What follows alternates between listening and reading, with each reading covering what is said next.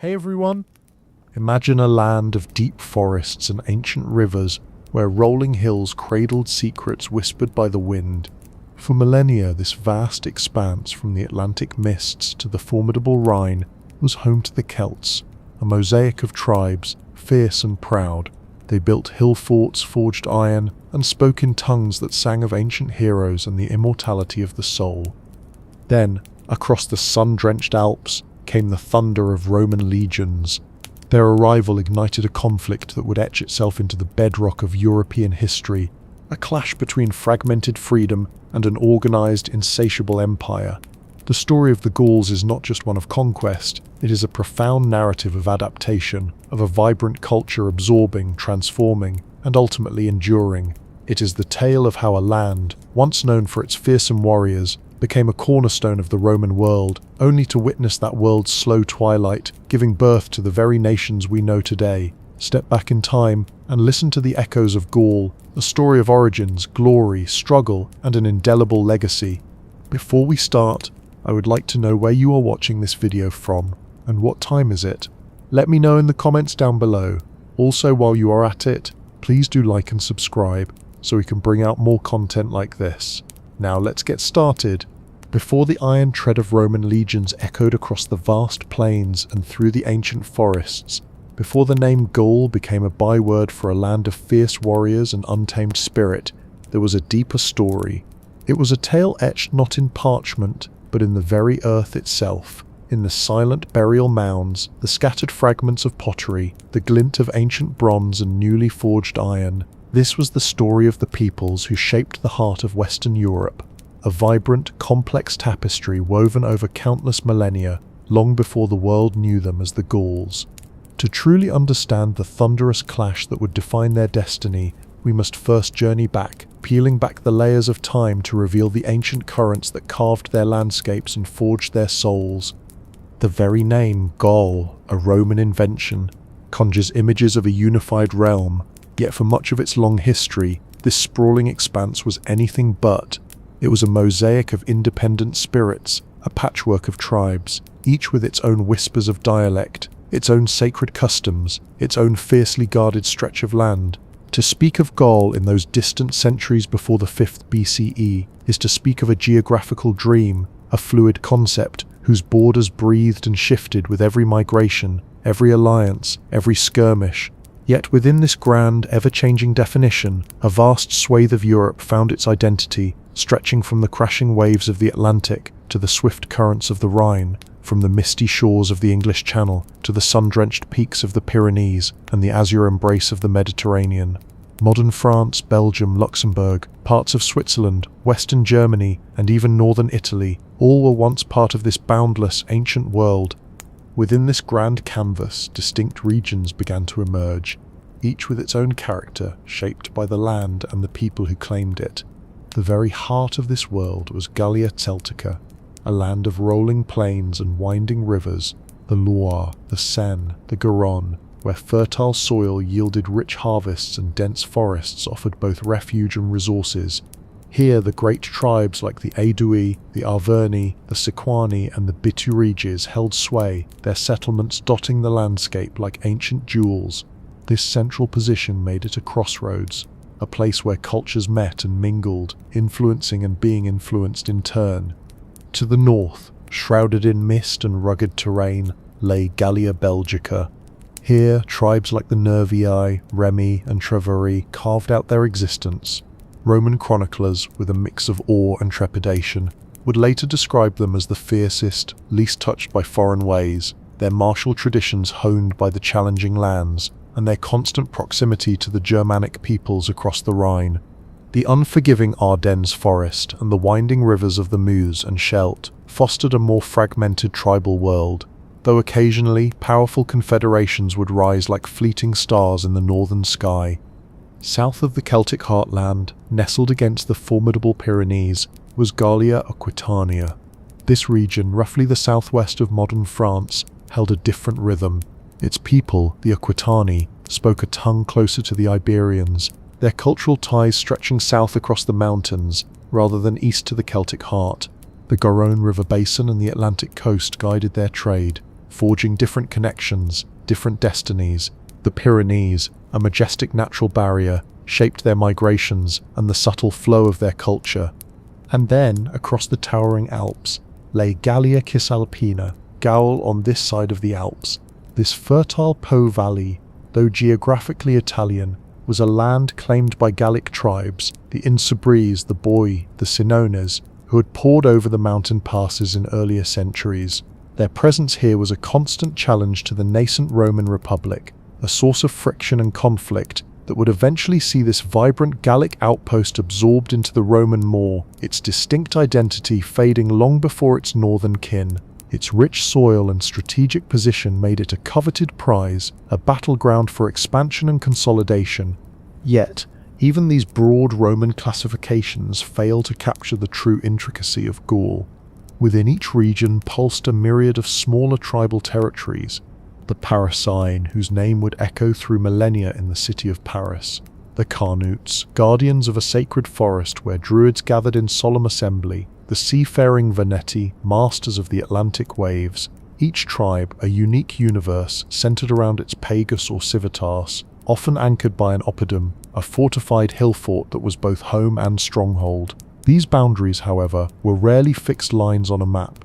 They ebbed and flowed with the tides of war, the whispers of alliance, the silent movements of people. The very notion of a single Gallic nation was alien to them. Loyalty was a personal bond, tied to one's tribe, one's clan, one's kin. This deep-seated fragmentation, while nurturing 1,000 vibrant local cultures, would ultimately become their most profound vulnerability, a chink in their armor when confronted by a unified, relentless power like Rome.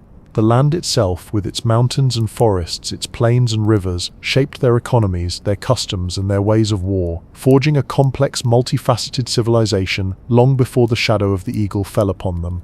Before the first distinct threads of Celtic culture began to weave themselves across Western Europe, the lands we now call Gaul were ancient, inhabited by a succession of peoples whose lives were dictated by the colossal rhythms of the Ice Ages and the slow, arduous march of human ingenuity.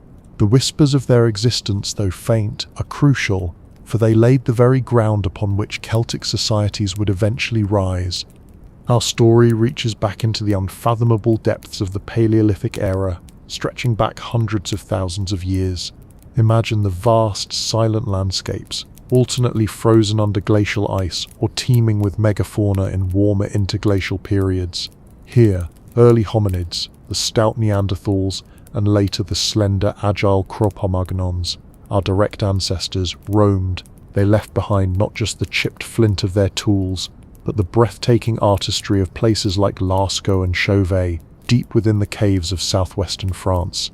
Picture the flickering torchlight illuminating the walls, revealing bison thundering across ancient rock, horses caught in mid-gallop, mammoths lumbering through a world long gone.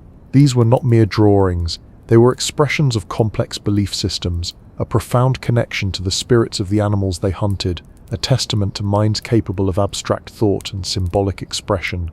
These early hunter-gatherers, masters of survival, adapted to the most dramatic climatic shifts, developing sophisticated hunting strategies and social bonds vital for life in a challenging, untamed world. While not directly ancestral to the Celts in a linear cultural sense, their ancient presence undeniably shaped the very contours of the land and the resources available to those who would follow. Then came the Mesolithic period, roughly from 10,000 to 5,000 BCE, a time of profound transition as the last great glaciers retreated. The world warmed, forests reclaimed the open steppes, and new species of animals became prevalent. The Mesolithic peoples, still hunter-gatherers, adapted with remarkable ingenuity. They crafted microlithic tools, tiny, finely worked blades, perfect for hunting smaller game and harvesting the bounty of the burgeoning forests and rivers. Their lives became more localized, more specialized, a testament to their deep understanding of their changing environment. Evidence of their camps and hearths can be found across Gaul, particularly along the fertile river valleys and the abundant coastlines, a continuous thread of human presence adapting to a world reborn. The true revolution, however, arrived with the Neolithic era, beginning around 5000 to 2500 BCE. This was the dawn of agriculture, a shift so monumental it forever altered the human story. From the Near East, the seeds of farming spread westward, transforming nomadic bands into settled communities. In Gaul, the first whispers of this change came with cultures like the linear pottery culture, LBK, in the northeast, their distinctive pottery marking their path, and the cardial ware culture along the Mediterranean coast, leaving their shell-impressed ceramics. Wheat and barley began to grow in newly tilled fields, cattle and sheep grazed in cleared pastures. Villages, once temporary encampments, became permanent homes. Pottery, once a luxury, became commonplace, and the first great forests began to fall under the axe, making way for cultivation. This era also witnessed the construction of the colossal megalithic monuments, the silent, awe-inspiring dolmens and menhirs, like those at Karnak in Brittany. These stone giants, often associated with burial and ritual, speak of increasingly complex social organization, of communities working together on a scale never before seen, perhaps even of sophisticated astronomical knowledge or profound spiritual beliefs. They are a monumental legacy of pre-Celtic peoples, whose spiritual and social landscapes were deeply intertwined with the land they shaped. The Bronze Age, from roughly 2500 to 800 BCE, brought another wave of transformation, the mastery of metal. First copper, then the stronger, more versatile alloy of bronze copper mixed with tin, revolutionized every aspect of life. Tools became sharper, weapons more deadly, ornaments more intricate.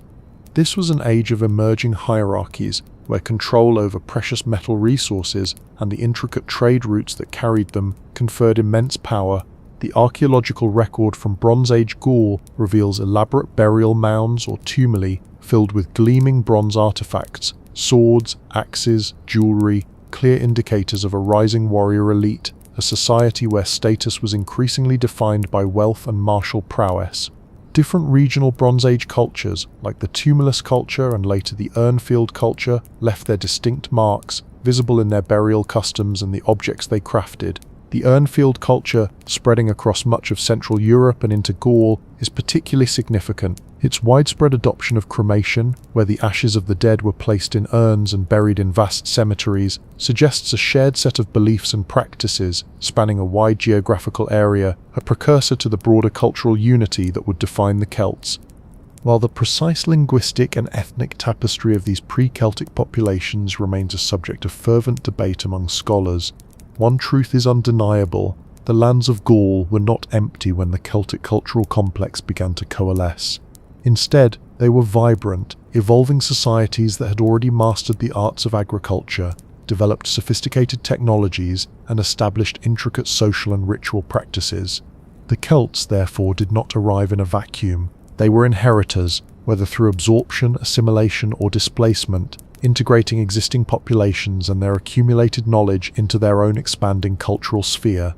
The enduring presence of those ancient megalithic structures, for instance, hints that these stone giants continued to hold deep significance for later Celtic peoples, even if their original meanings were reinterpreted through new spiritual lenses. The rich archaeological tapestry of pre-Celtic Gaul provides the essential deep-rooted backdrop against which the vibrant and distinctive cultures of the Hallstatt and La Tène periods would emerge, laying the groundwork for the peoples Rome would eventually call the Gauls. Then came the Hallstatt culture, a period of profound transformation that blossomed from approximately 800 BCE to 450 BCE. It was here, in the heart of Europe, that the first clear brushstrokes of what we now recognize as Celtic culture began to appear. The name itself, Hallstatt, conjures images of a remote salt mining town in Upper Austria, where thousands of burials and artifacts lay hidden for millennia, waiting to tell their story. From this humble origin, the culture spread like a silent tide, encompassing central and eastern France, southern Germany, Austria, Switzerland, parts of the Balkans, and northern Italy. It marked a decisive break from the preceding urnfield culture, ushering in an era defined by revolutionary advancements in metalworking, new ways of honoring the dead, and the unmistakable rise of powerful social hierarchies. The most defining feature of this Hallstatt was the widespread adoption of iron. Bronze, with its gleaming beauty, still held its place, especially for adornments and symbols of prestige. But iron, harder, more abundant, and capable of holding a sharper edge, began its slow, inevitable conquest of tools and weaponry. This transition from the Bronze to the Iron Age was not a sudden cataclysm. but a gradual, profound shift. Iron tools allowed for more efficient farming, for the systematic clearing of dense forests, for the precise shaping of wood. The land yielded more, populations grew, and life became in many ways more productive. Iron weapons, though initially cruder than their bronze predecessors, became more accessible, perhaps even democratizing the grim art of warfare, even as the elite sought to control the very sources of iron and its distribution, forging new chains of power. The mastery of iron smelting and smithing was a complex, almost alchemical achievement, demanding specialized knowledge and rare resources, giving rise to a new class of skilled artisans whose craft was vital to the community. Hallstatt art, though less flamboyant than the later Celtic styles, possessed a robust elegance. It spoke in geometric patterns, in stylized animals that seemed to move with a primal energy, and in enigmatic human figures that hinted at deeper meanings. The artifacts themselves tell a story. Bronze vessels, their surfaces often adorned with intricate designs, elaborate fibulae, gleaming brooches that held cloaks and announced status. Swords, their iron blades a testament to new technology, their bronze hilts often works of art, and the intricate horse gear, speaking of a society where the horse was central to power and prestige. The famous Bucket of Hallstatt, a bronze situla, offers a vivid window into their world, its engraved scenes depicting daily life, the thrill of the hunt, the solemnity of ritual, and the clash of warriors. Ceramics, too, bore the mark of their artistry, incised with precise geometric patterns. The overall aesthetic was one of sturdy functionality, yet it was imbued with a deep sense of symbolic meaning. And through it all, the presence of foreign treasures, Mediterranean pottery, amber from the distant Baltic, whispered of vast trade networks, connecting the Hallstatt world to cultures far beyond its immediate horizon. It is in their burial practices that the Hallstatt people reveal their burgeoning social stratification most clearly. While the tradition of cremation, inherited from the Urnfield period, continued for the common folk, the elite were laid to rest in a manner befitting their elevated status. They were interred in magnificent burial mounds or tumuli, known to archaeologists as princely graves. First engraver. Imagine these mounds, some rising to impressive heights, silent sentinels over the landscape, guarding the secrets of the powerful. Within them lay a treasure trove of grave goods, each item a testament to the deceased's wealth, influence, and authority. Here, one might find the dismantled remains of wagons, or even chariots, speaking of a warrior aristocracy, their lives intertwined with the speed and power of horses, essential for both transport and the grim ballet of battle. The Hochdorf chieftain's grave in Germany, for instance, yielded a fully preserved four-wheeled wagon, a symbol of immense prestige. Elaborate weapons, their iron blades gleaming, their bronze hilts often intricately decorated, ready for the afterlife's conflicts. Prestige vessels of bronze, vast cauldrons, elegant sitular, drinking horns, some imported, some locally crafted but inspired by Mediterranean styles, hinting at lavish feasts and communal rituals that bound society together. Gleaming gold and amber jewelry, necklaces, bracelets, rings, showcasing the elite's access to luxury goods from distant lands, their wealth literally adorning their bodies.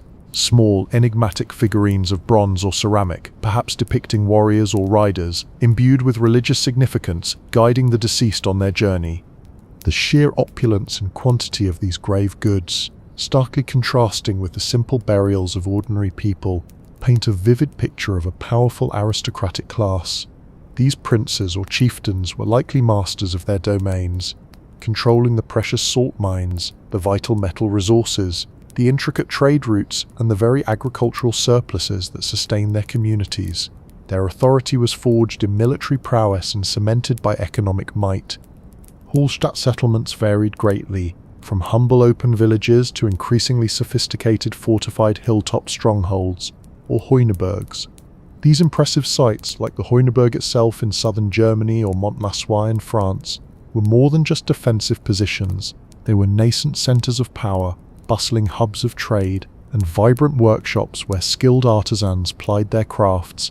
Strategically positioned, they commanded sweeping views over river valleys and crucial trade routes. Their defenses were formidable, massive timber-laced ramparts and deep ditches, testaments to communal labor and a growing need for security in a competitive world. Within these walls, archaeologists have unearthed the foundations of elite residences, the remnants of workshops where metal was hammered and pottery spun, and vast storage facilities, all pointing towards a centralized administration and a thriving organized economy. The rise of these fortified centers speaks of increasing intertribal tensions, the concentration of wealth, and the growing importance of defense in a world where power was increasingly contested. Hallstatt society was, without doubt, a world of clear hierarchies. At its pinnacle stood the warrior aristocracy, their power rooted in their control of land, resources, and military might. These chieftains or princes were the undisputed leaders of their tribes, guiding them in war, presiding over sacred rituals, and managing the delicate threads of trade. Beneath them toiled the specialized artisans, the smiths whose hammers rang out, the potters whose wheels spun, the weavers whose looms hummed, their skills indispensable to the community's survival and prosperity. The vast majority, however, were farmers and herders, the silent backbone of society, whose labor yielded the agricultural surplus that fed the elite. And then there were the whispers of a priestly class, perhaps the earliest manifestations of the Druids, figures of immense spiritual and social authority, guardians of ancient rituals and keepers of sacred knowledge. The discovery of large ornate feasting vessels in elite burials hints at the importance of communal gatherings, where displays of wealth reinforced social bonds and demonstrated the chieftain's generosity and power. The Hallstatt culture was not an island unto itself. It was a vital node in a vast, intricate European trade network. The salt mines of Hallstatt, a glistening white treasure, were a powerful economic engine, providing a commodity essential for preserving food and holding deep ritual significance.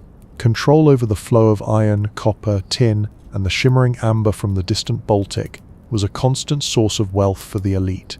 Crucially, the Hallstatt period marked the beginning of sustained, meaningful contact with the more sophisticated civilizations of the Mediterranean. Goods from the Greek colonies in southern France, like Massalia, modern-day Marseille, and from the enigmatic Etruscan cities in Italy, began their long journey northward. They travelled along the great river systems, the Rhone, the Rhine, the Danube, and across ancient overland routes, a silent exchange that brought the luxuries of the south to the emerging Celtic world. In return, the Celts offered raw materials, the grim currency of slaves, and perhaps their own specialized crafts. The archaeological record tells this story vividly. Fine Greek and Etruscan pottery, particularly elegant drinking vessels like Attic black figure ware, found their way into elite Hallstatt graves, symbols of refined taste and status. Magnificent bronze vessels, vast cauldrons and sicyllae, some clearly of Greek or Etruscan manufacture, others local imitations, used in lavish feasts and solemn rituals. The unmistakable presence of wine amphorae, large ceramic jars, signaling the import of Mediterranean wine, a taste for luxury that quickly took root among the Gallic elite. Amber, that precious fossilized resin from the Baltic, flowed southwards, a highly prized commodity, reaching distant Mediterranean markets. These trade connections were more than mere economic transactions. They were conduits for the exchange of ideas, technologies, and artistic inspirations. The adoption of Mediterranean feasting customs, the use of chariots, and the subtle incorporation of classical artistic motifs can all be traced back to these vibrant interactions. The wealth generated from these networks not only fueled the power of the Hallstatt elite, but also allowed them to acquire the very prestige goods that reinforced their status and set them apart. The Hallstatt period, therefore, was a crucible, forging the earliest distinct Celtic characteristics and weaving them into the grand tapestry of European cultural and economic exchange. As the Hallstatt sun began to set, a new dawn broke, ushering in the Latin culture, which blossomed around 450 BCE and endured until the thunder of Roman conquest. This was the classical age of Celtic civilization, a period defined by an artistic style so sophisticated and distinctive that it remains instantly recognizable today. Named after the archaeological site of Laten on the tranquil shores of Lake Neuchâtel in Switzerland, where a treasure trove of weapons, tools, and ornaments was unearthed, this culture built upon the foundations of Hallstatt, evolving into a more complex, expansive, and dynamic entity that would forever define the Celts in the eyes of the classical world. The Laten art style was a radical departure from the geometric precision of Hallstatt. It was a language of curves and spirals, of abstract animals and human forms, of intricate flowing designs that seemed to dance across the surface of metal and wood. Often described as vegetal or foliate, it incorporated tendrils, palmettes, and elegant S-curves, creating a sense of organic movement and vitality. This unique aesthetic is believed to have been born in the Celtic heartlands of modern Switzerland, eastern France, and southern Germany, drawing inspiration from Greek and Etruscan motifs but reinterpreting them through a uniquely Celtic lens, transforming foreign influence into something utterly original and profoundly expressive. Early Latin art, the early style, roughly 450 CE, clearly shows the echoes of classical forms. The Greek palmette, the Egyptian lotus. But these were quickly absorbed and transmuted, becoming vibrant, dynamic elements in a new artistic vocabulary. The Waldgesheim style, circa 350 CE, 2050 CE, sometimes embraced a more naturalistic approach, incorporating more recognizable human and animal figures, but always retaining that underlying principle of curvilinear grace.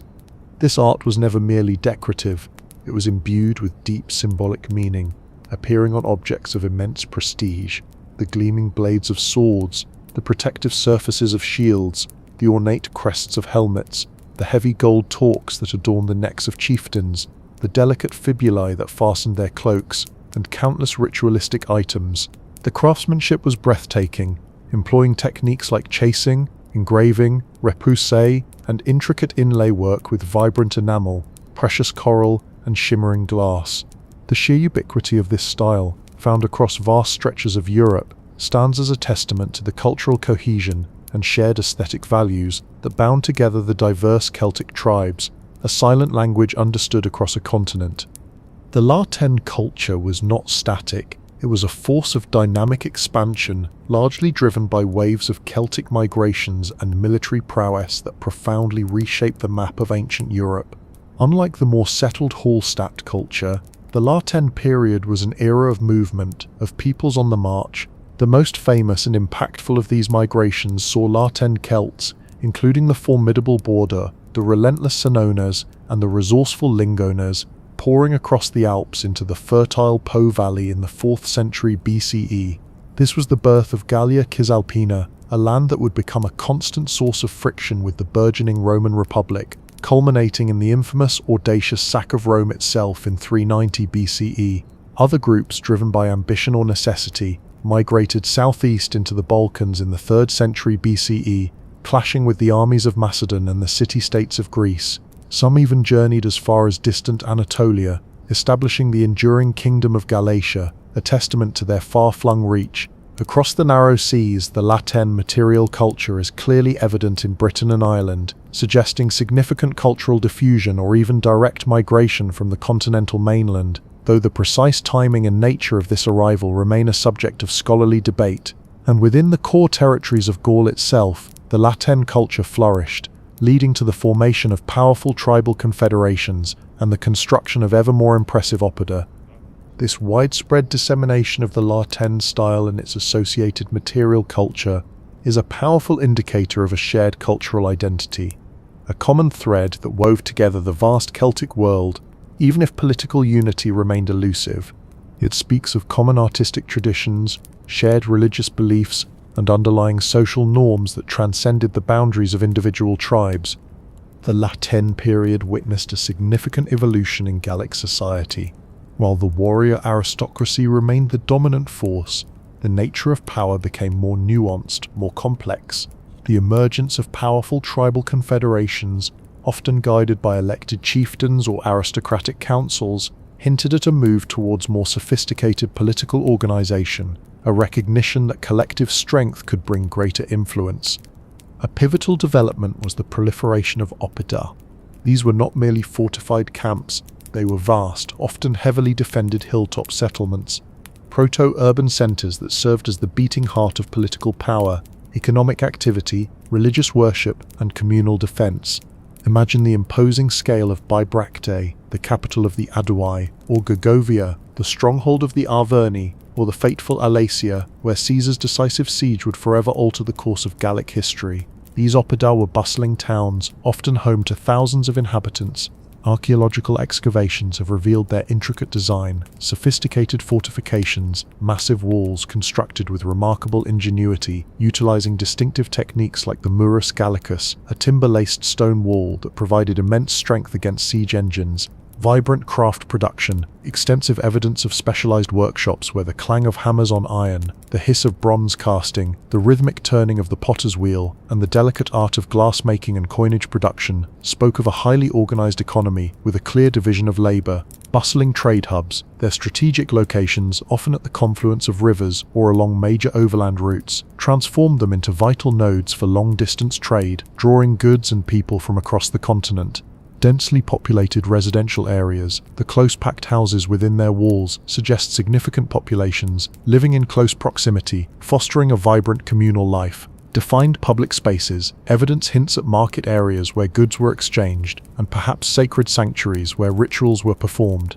The rapid growth of oppida reflected increasing population density, a growing specialization in economic activities, and a pressing need for centralized defense in an increasingly competitive intertribal landscape. They were the focal points of Latin society, demonstrating a degree of urbanism previously unseen in Celtic Europe, vibrant centers of innovation and power. Beyond the mastery of iron, the Latin period saw a flourishing of technological innovation.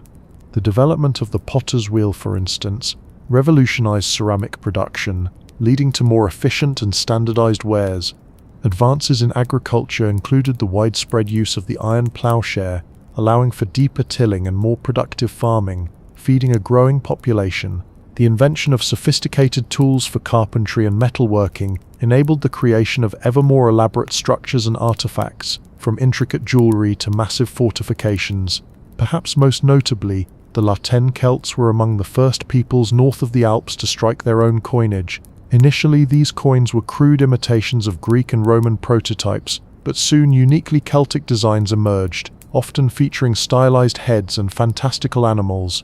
This adoption of coinage signaled a profound shift towards a more complex, monetized economy, facilitating trade and further integrating them into the wider economic systems of the ancient world.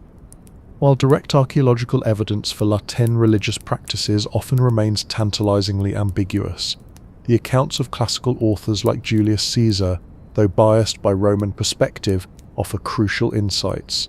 The deep reverence for sacred groves, bubbling springs, and other natural sites as places of profound worship is clear. Animal sacrifice, and perhaps even human sacrifice, a practice debated by modern scholars and likely exaggerated by Roman chroniclers to portray the Celts as barbaric, played a role in their solemn rituals. The concept of a powerful priestly class, the Druids, emerges vividly in Roman accounts of the Latin period.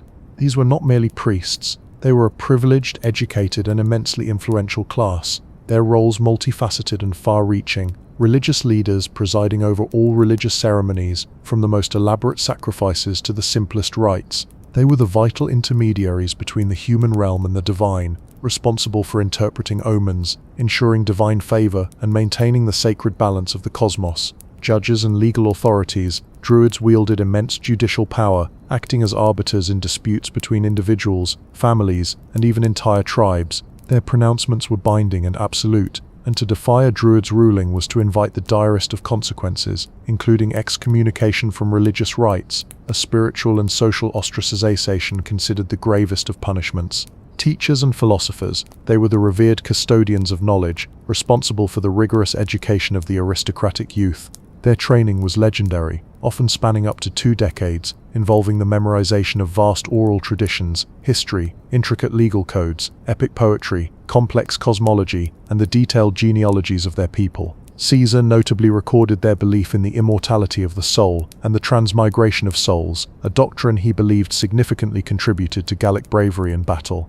Healers and diviners, they possessed a deep empirical knowledge of natural medicine and herbal remedies, and engaged in various forms of divination, interpreting signs and omens to predict the future and guide their people. Political advisors, due to their profound wisdom, their inherent authority, and their perceived ability to interpret the will of the gods, Druids often served as indispensable advisors to chieftains and tribal councils, wielding significant, sometimes decisive political influence behind the scenes. The Druids enjoyed unique privileges, notably exemption from military service and taxation, further cementing their elevated status. They formed a pan-Gallic order, holding annual assemblies in a sacred forest within the territory of the Carnutes, a gathering that suggests a degree of shared religious and legal principles that transcended the often fractious tribal boundaries. Their power was a source of both cohesion and, at times, friction within Gallic society, as their spiritual authority could occasionally challenge the secular power of the aristocracy, creating a delicate internal dynamic. The Latin culture, with its breathtaking art, its dynamic waves of migration, its burgeoning oppida, and its intricate social structures, truly represented the zenith of pre-Roman Celtic civilization. It was this vibrant, multifaceted, and militarily formidable culture that would ultimately stand in the path of the relentless Roman Republic, leaving an indelible mark on the history of Europe. The very fabric of early Gallic society, particularly during the Hallstatt and Latin periods, was a marvel of complexity and rigid structure, far removed from the simplistic barbarian caricature often painted by their Roman adversaries. It was a society built upon the bedrock of tribal identity, defined by clear hierarchies and sustained by a delicate dance of power among its various strata. To truly grasp their inner workings, their relationships with their neighbours, and ultimately their fateful response to the encroaching Roman tide, one must understand these intricate social blueprints. At the very heart of Gallic existence lay the tribe, or civitas as the Romans would call it, a self-governing entity, a political and social universe unto itself. Each tribe held dominion over a defined territory, though these boundaries were fluid, shifting with the ebb and flow of warfare or the forging of new alliances. Loyalty was a sacred bond, primarily to one's tribe, and within that, to one's clan or extended family. These tribes were not monolithic. They were often composed of various subclans, or pagi, each with its own local leaders, its own traditions. The sheer size and power of these tribes varied dramatically. Some, like the Aedui and the Averni in the heart of Gallia Celtica, were vast and influential, capable of raising formidable armies and weaving intricate webs of alliances across the land. Others were smaller, often existing as clients or allies to more dominant neighbours. Intertribal relations were a constant dynamic feature of Gallic life, a complex tapestry of raiding, open warfare, strategic alliances, and the pervasive system of client-patron relationships. Powerful tribes would often exact tribute or military service from weaker neighbours, creating intricate networks of dependency and obligation. This inherent political fragmentation, while fostering 1,000 unique local identities, ultimately proved to be a profound weakness. A unified Gallic front against a common enemy was a rare and fleeting dream, difficult to forge and even harder to sustain, a vulnerability that Julius Caesar would exploit with ruthless efficiency during his campaigns. Decisions within a tribe were often debated and ratified by a council of elders or a general assembly of warriors, though the voice of the aristocracy always carried the most weight.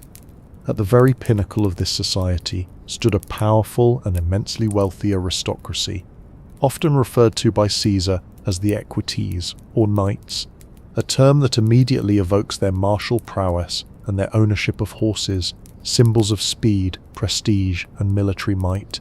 This elite class drew its power from multiple, interconnected sources.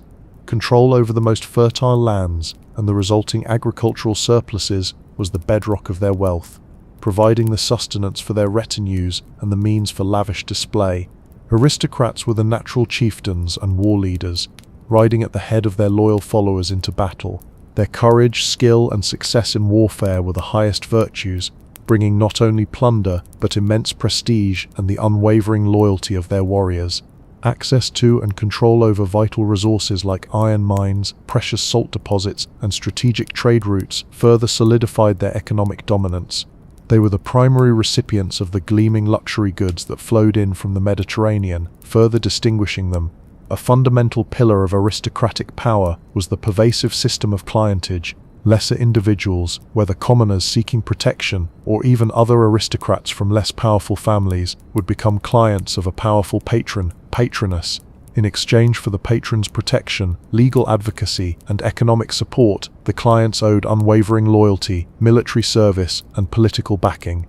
This intricate web of personal allegiance created vast, interconnected networks that often transcended formal tribal structures, allowing powerful patrons to mobilize significant influence and military force. The aristocracy engaged in conspicuous displays of their wealth, adorning themselves with elaborate weaponry, heavy gold and bronze torques, and fine clothing. They hosted lavish feasts, where their generosity and power were on full display. The rich grave goods unearthed in the princely graves of both the Hallstatt and Latin periods are direct, tangible evidence of this elite status, their desire to project power even beyond the veil of death.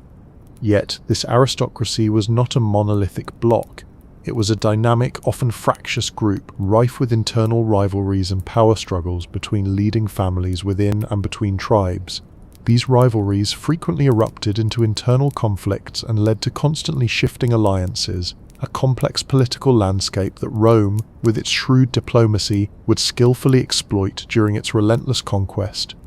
Among the most distinctive and profoundly influential social classes in Gallic society were the Druids.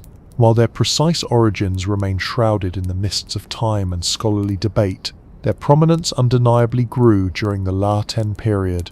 As described by Julius Caesar and other classical authors, the Druids were far more than mere priests. They constituted a powerful, highly educated and privileged class, their roles encompassing a vast spectrum of authority. Religious leaders, presiding over all religious ceremonies, from the most elaborate sacrifices to the simplest rites. They were the vital intermediaries between the human realm and the divine, responsible for interpreting omens, ensuring divine favor, and maintaining the sacred balance of the cosmos. Judges and legal authorities, Druids wielded immense judicial power, acting as arbiters in disputes between individuals, families, and even entire tribes. Their pronouncements were binding and absolute, and to defy a Druid's ruling was to invite the direst of consequences, including excommunication from religious rites, a spiritual and social ostracization considered the gravest of punishments. Teachers and philosophers, they were the revered custodians of knowledge, responsible for the rigorous education of the aristocratic youth. Their training was legendary, often spanning up to 2 decades, involving the memorization of vast oral traditions, history, intricate legal codes, epic poetry, complex cosmology, and the detailed genealogies of their people. Caesar notably recorded their belief in the immortality of the soul and the transmigration of souls, a doctrine he believed significantly contributed to Gallic bravery in battle. Healers and diviners, they possessed a deep, empirical knowledge of natural medicine and herbal remedies, and engaged in various forms of divination, interpreting signs and omens to predict the future and guide their people. Political advisors, due to their profound wisdom, their inherent authority, and their perceived ability to interpret the will of the gods, Druids often served as indispensable advisors to chieftains and tribal councils, wielding significant, sometimes decisive, political influence behind the scenes. The Druids enjoyed unique privileges, notably exemption from military service and taxation, further cementing their elevated status. They formed a pan-Gallic order, holding annual assemblies in a sacred forest within the territory of the Carnutes, a gathering that suggests a degree of shared religious and legal principles that transcended the often fractious tribal boundaries. Their power was a source of both cohesion and, at times, friction within Gallic society, as their spiritual authority could occasionally challenge the secular power of the aristocracy, creating a delicate internal dynamic. The vast majority of the Gallic population belonged to the commoners, or plebs in Roman terminology, forming the essential foundation upon which the entire society rested. This broad class encompassed farmers and herders, the tireless backbone of the Gallic economy. Their labor produced the food and raw materials that sustained everyone. They lived in villages, their lives dictated by the rhythms of the seasons, cultivating crops like wheat, barley, and oats, and raising livestock, cattle, pigs, and sheep that provided meat, milk, and wool. Artisans and craftsmen. While some specialized artisans, like the master smiths, might have held slightly higher status or been attached to aristocratic households, most commoners engaged in various crafts for daily needs, from the making of simple pottery to the weaving of cloth and basic carpentry. Warriors militia. While the aristocracy formed the elite cavalry and heavy infantry, commoners constituted the bulk of the tribal levy, serving as infantrymen when war called. Their military service was often a direct obligation to their chieftain or patron, a duty woven into the fabric of their client relationships. Commoners possessed limited direct political power. though they might participate in tribal assemblies where major decisions were presented and ratified. Their lives were largely dependent on the aristocracy for protection, justice, and economic stability, often finding themselves in the pervasive client-patron relationships that defined Gallic society. While they lacked the wealth and prestige of the aristocracy or the spiritual authority of the Druids, their sheer numbers and tireless labour were absolutely essential for the functioning, prosperity and defence of Gallic society. At the very bottom of this intricate social hierarchy were the slaves. Slavery was an accepted practice in Gaul, with slaves typically acquired through the brutal realities of warfare, through debt that could not be repaid, or by birth into servitude. They performed a variety of tasks, from arduous agricultural labour in the fields to domestic service within aristocratic households. While the precise number of slaves and their exact economic role remain subjects of ongoing research, they undeniably formed a distinct and unprivileged social class, their lives circumscribed by the will of their masters.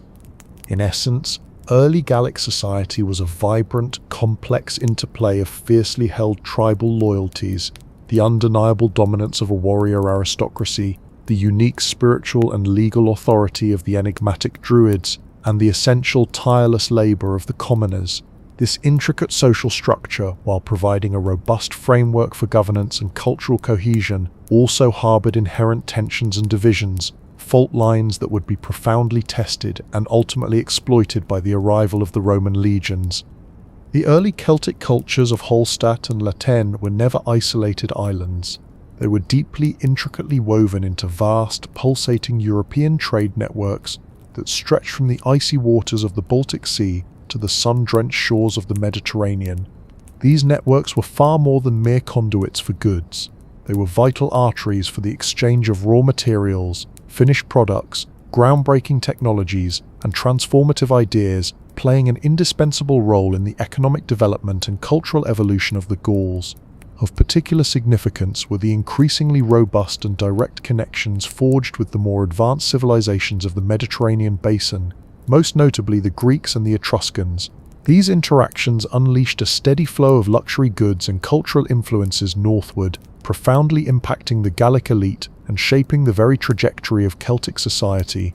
The geographical position of Gaul, blessed with major navigable rivers and abundant natural resources, made it a natural magnet for trade.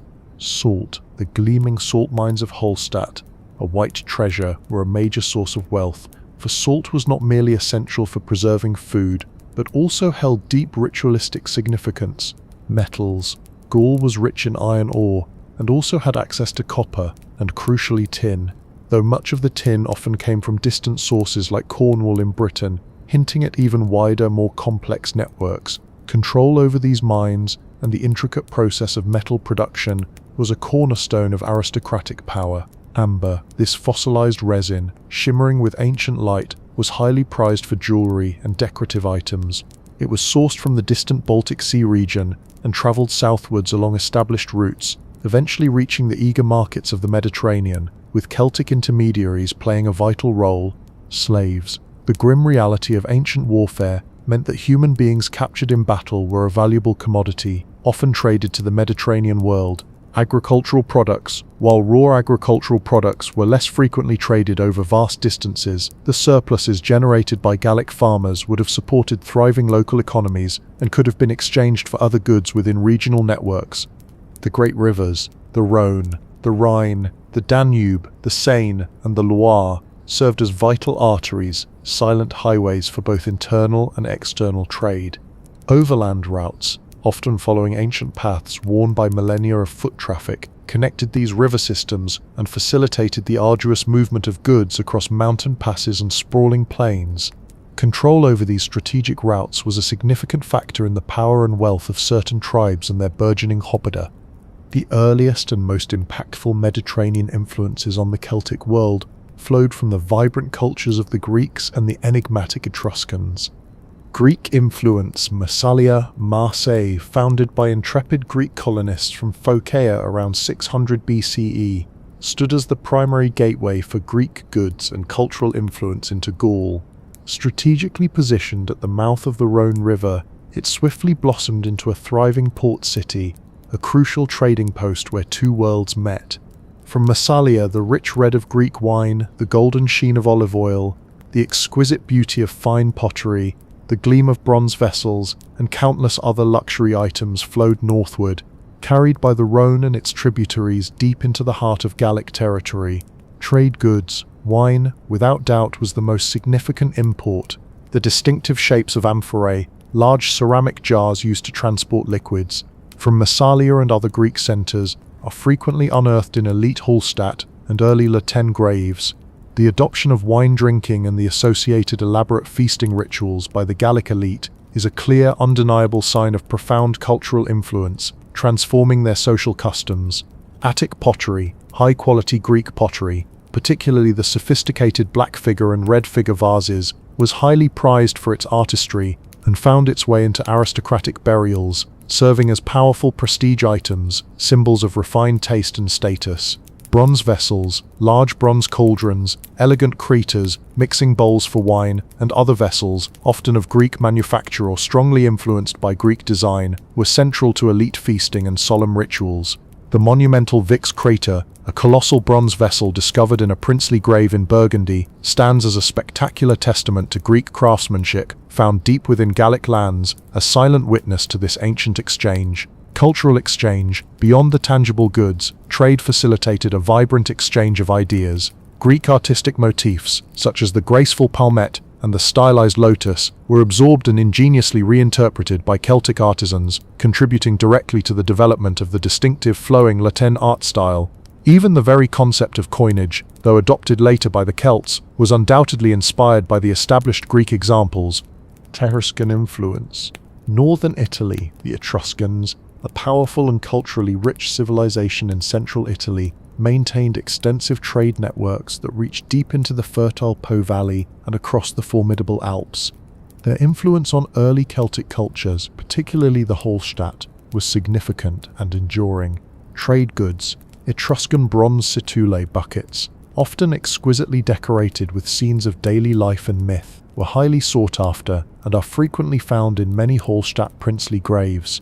These vessels, through their imagery, offer invaluable insights into both Etruscan and, by extension, Celtic elite practices and beliefs. Wine and olive oil, like their Greek counterparts, the Etruscans traded these essential Mediterranean staples northward, contributing to the changing tastes of the Gallic elite. Iron and other metals, Etruscan metalworking techniques, and their finished products were highly influential, contributing to the technological advancements seen in Celtic craftsmanship. Cultural exchange, Etruscan artistic styles and metallurgical techniques left an undeniable mark on Celtic craftsmanship. The adoption of four-wheeled wagons in elite burials, for instance, may have been directly influenced by established Etruscan practices, a subtle but significant transfer of cultural norms. The Etruscans also served as crucial intermediaries, connecting the Celts to goods and influences from even further east in the Mediterranean world. The mechanisms of this ancient trade were likely a complex blend of direct exchange, the vital role of intermediaries, and the powerful tradition of gift-giving among elites. Direct exchange. Celtic traders, driven by the lure of Mediterranean luxuries, would have embarked on arduous journeys south to Massalia or into northern Italy, carrying raw materials and slaves, returning with their coveted foreign treasures. Intermediaries, certain Celtic tribes, strategically positioned along major trade routes, such as the Sequani, who controlled the crucial gap between the Jura Mountains and the Vosges, or tribes along the mighty Rhone, acted as powerful intermediaries. They controlled the flow of goods, exacting tolls or taxes, thereby accumulating immense wealth and consolidating their power. Gift-giving. The ceremonial exchange of prestige goods between Celtic chieftains and Mediterranean merchants or diplomats played a crucial role in establishing alliances, cementing political bonds, and maintaining peaceful trade relations. The presence of such valuable foreign objects in elite burials speaks volumes about their importance as symbols of status, connection, and diplomatic success. The influx of Mediterranean luxury goods had a profound and transformative impact on Gallic society, particularly on the burgeoning aristocracy. Reinforcement of elite status, the acquisition of exotic, valuable foreign goods served as a potent means for the Gallic elite to flaunt their wealth, enhance their prestige, and demonstrate their far-reaching connections, powerfully distinguishing themselves from commoners and reinforcing their social dominance. Cultural diffusion, the adoption of Mediterranean feasting customs, the sophisticated ritual of wine consumption, and the incorporation of certain artistic motifs led to a fascinating degree of cultural syncretism, where foreign elements were seamlessly integrated into existing Celtic traditions, enriching and evolving them. Economic development, the insatiable demand for Mediterranean goods stimulated the production of Celtic goods for export, encouraging greater specialization in crafts and a more intensive exploitation of their abundant natural resources. Increased competition, control over these lucrative trade routes, and direct access to the coveted Mediterranean markets became a source of intense competition and often violent conflict among Gallic tribes, further shaping their already complex and often fractious political landscape. By the time the La Tène period reached its zenith, these trade networks were not just well established but highly sophisticated, forming a vital, pulsating artery that connected the Celtic world to the broader European and Mediterranean spheres. This profound interconnectedness demonstrates unequivocally that the Gauls were not isolated barbarians living in a vacuum, but active, dynamic participants in a vibrant ancient world, their cultures enriched and transformed by centuries of interaction and exchange. The wealth and sophistication generated by these very trade networks would ultimately make Gaul an irresistible target for Roman expansion, setting the stage for the dramatic, defining conflicts of the 1st century BCE.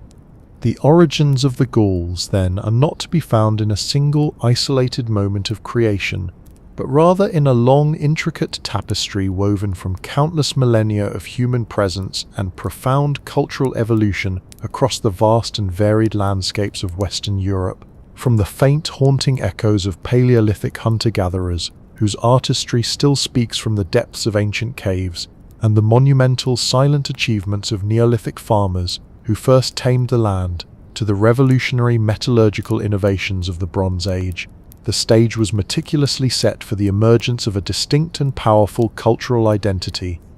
The Hallstatt culture, with its newfound mastery of iron, its stratified princely burials that spoke of immense wealth and power, and its burgeoning trade connections that reached across continents, laid the foundational stones of Celtic society. It was a period of significant internal development, where power consolidated and a unique artistic sensibility began to bloom, and of increasing external engagement, particularly with the sophisticated civilizations of the Mediterranean. The subsequent La Tène culture represented the glorious zenith of pre-Roman Celtic civilization. It was characterized by an extraordinarily fluid and abstract art that seemed to breathe with life, by dynamic migrations that reshaped the map of Europe, and by the rise of impressive proto-urban oppidea that served as bustling centers of life. La Tène society was complex, economically vibrant, and militarily formidable. Its intricate social structures, defined by a powerful aristocracy, the enigmatic and profoundly influential Druids, and a broad base of diligent commoners, provided the robust framework for a rich, resilient, and deeply rooted culture. Crucially, the extensive trade networks, particularly with the Greek colonies and Etruscan cities, brought not only coveted luxury goods but also transformative new ideas and technologies, further shaping and refining the Celtic identity. By the 5th century BCE, the peoples who would eventually be known to history as the Gauls had forged a distinct and powerful presence in Europe. They were not a monolithic entity, but a diverse collection of tribes, bound together by shared cultural traits, a common artistic language, and to some extent a shared tongue, yet fiercely independent and often engaged in internecine conflict. Their history was already rich and deep, marked by innovation, expansion, and a remarkable capacity for adaptation. It was this vibrant, complex, and often internally divided world that would soon face its greatest, most defining challenge, the relentless, inexorable expansion of the Roman Republic. This encounter would forever alter the course of Gallic history, leaving an indelible mark on the landscape and the very soul of Europe. The following chapters will delve into the dramatic events that unfolded as these two great powers collided, but it is in these early origins, in the whispers of the ancient past, that the true spirit and enduring legacy of the Gauls can first be discerned, a story waiting to be told. As the sun of the La Tène culture climbed higher, casting its intricate patterns across the vast lands of Gaul, a new era dawned, one defined by movement, ambition, and the first tremors of a world about to collide. The vibrant, fragmented tapestry of tribes woven from the threads of ancient traditions and burgeoning innovations began to stir with a restless energy. This was not merely an age of internal growth but of outward expansion, a period when the Celtic spirit, honed by centuries of development, spilled beyond its traditional boundaries, seeking new lands, new wealth, and new destinies. The echoes of their ancestors' migrations, faint whispers from the Hallstatt past, now resonated with a powerful, undeniable force, propelling them into direct, often violent encounters with the established powers of the Mediterranean world, most notably the burgeoning might of Rome. The Celtic migrations of the 4th and 3rd centuries BCE were not a single unified exodus, but a series of distinct, often opportunistic movements. Imagine waves breaking upon distant shores, each crest carrying a new surge of Gallic energy. One of the most famous, and certainly the most impactful for the future of Gaul, was the relentless push across the towering Alps into the fertile plains of northern Italy. Tribes like the formidable Insubres, the resilient Boii, and the audacious Senones, their warriors adorned with gleaming torques and their chariots rumbling, poured into the rich Po Valley. This was a land of promise, of abundant harvests and strategic river crossings, a prize worth fighting for. Their arrival was not peaceful, it was a conquest, a displacement of the existing Etruscan and Italic populations, and the establishment of a vibrant new Gallic heartland south of the Alps, the land the Romans would come to call Gallia Cisalpina. This expansion brought them into direct, and often brutal contact with the nascent Roman Republic. The memory of the Gauls was etched into the very foundations of Rome by the infamous sack of the city in 390 BCE, a traumatic event that would forever shape Roman perceptions of their northern neighbours, a perception of fierce, unpredictable barbarians, a constant threat lurking beyond their borders. This single act, more than any other, solidified Rome's enduring fear and respect for Gallic military prowess. But Italy was not their only destination. Other currents of migration flowed southeast, carrying Gallic warriors into the sun-baked lands of the Balkans. Here they clashed with the successors of Alexander the Great, the Macedonian kingdoms, and the proud Greek city-states. Their reputation for ferocity preceded them, and their military tactics, often involving a terrifying initial charge, struck fear into their more disciplined but perhaps less impetuous opponents. Some of these migrating groups, driven by a thirst for plunder or a search for new homes, pushed even further across the Hellespont into Asia Minor, where they carved out a territory for themselves, establishing the Kingdom of Galatia. This distant outpost, a testament to the sheer reach of Celtic expansion, would retain its distinct Gallic identity for centuries, a cultural echo far from its European origins. These widespread movements were not centrally coordinated, but were likely driven by a combination of factors: population pressure in their homelands, the allure of richer lands, the promise of plunder, and the internal dynamics of tribal rivalries and alliances. In the wake of these grand migrations, the societies within Gaul itself continued to evolve, consolidating their power and refining their unique way of life. Agriculture remained the bedrock of their existence, providing the sustenance for a growing population. The widespread use of the iron plowshare, a technological advancement from the La Tène period, allowed for more efficient cultivation, transforming vast tracts of land into productive fields of wheat, barley, and oats. This agricultural surplus supported a more specialized economy, where skilled craftsmen flourished. The clang of the smith's hammer was a familiar sound, as iron, now abundant, was forged into tools, weapons, and intricate ornaments. Potters spun their wheels, producing fine ceramics for daily use and ceremonial purposes. Weavers crafted intricate textiles, and jewelers, masters of gold, silver, and bronze, created the iconic torques, fibulae, and other adornments that spoke of status and artistry. A significant marker of this economic sophistication was the adoption of coinage. Initially, the Gauls imitated the coins of their Mediterranean neighbours, particularly the Greek drachmas and Roman denarii, but soon they began to strike their own unique issues. These Celtic coins, often featuring stylized heads of chieftains, fantastical animals, or abstract designs, were not merely currency, they were miniature works of art, imbued with symbolic meaning. This shift towards a monetized economy facilitated trade, both internal and external, allowing for more complex transactions and the accumulation of wealth. The oppidum, those fortified hilltop settlements that had begun to emerge in the Hallstatt period, now truly blossomed into bustling proto-urban centres.